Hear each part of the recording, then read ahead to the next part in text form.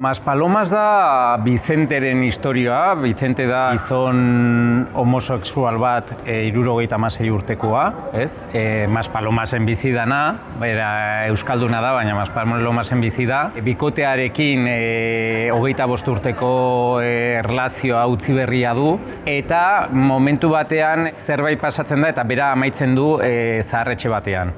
Euskal Herrian. Orduan, bertan nolabait biziko du, hola sinpleki esan da, armairura itzultze prozesu bat, ez? Eta bertan topo egingo du beste bizitza batean edo aurretik izan zuen alaba batekin topo egingo du, eta gauza asko konpondu beharko ditu, eta batez ere bere homosexualitatearekin edo ustez gaindituta zituen gauza asko edo gainditu beharko ditu, ez?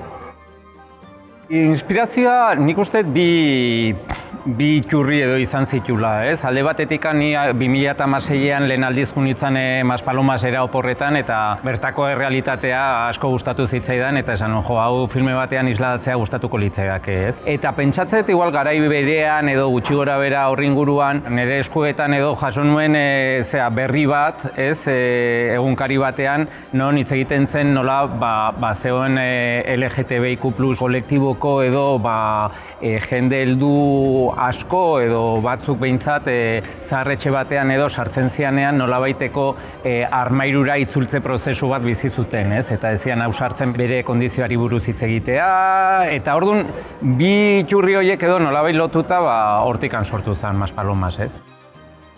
Guk egia esan, esperientzia genuen ja aurretik gure lehendabiziko filma, 80 egunean baitere, bi emakume helduen arteko amodio istorio bat zan, ez? Orduan, ez da lehen aldia nolabait LGTBIQ+ kolektiboko jendeari buruz edo istorio bat kontatzen deguna, ez? Baina egia da, kasu honetan, sexua askoz ere presenteago dagoela, ez? Eta hori izan gure erronketako bat, ez? Nolabait, erakutsi baita ere, bueno, jende helduak oraindikan sexualitatea dakala, eta nik uste dut gauza askotan pelikula honek edo agian suposatuko duela zerbait apurtzailea ez horren beste LGTBIQ+ kolektiboko jende heldua erakusteagatik baizik eta sexuan aktiboak diren jende heldua erakusteagatik baizik, ez?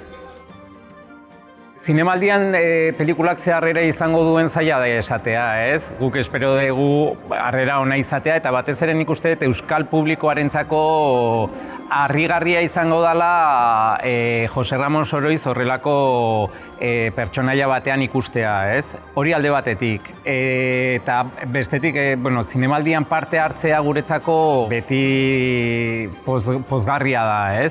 Askotan egon geha zinemaldian, bai gure dokumentalekin, Luziorekin adibidez Zabaltegin, gero 80 eguneanekin Zinemiran, eta gero ja Loreak ekin hasi ginen sail ofizialean egoten, eta iaz Markorekin Perla sailean.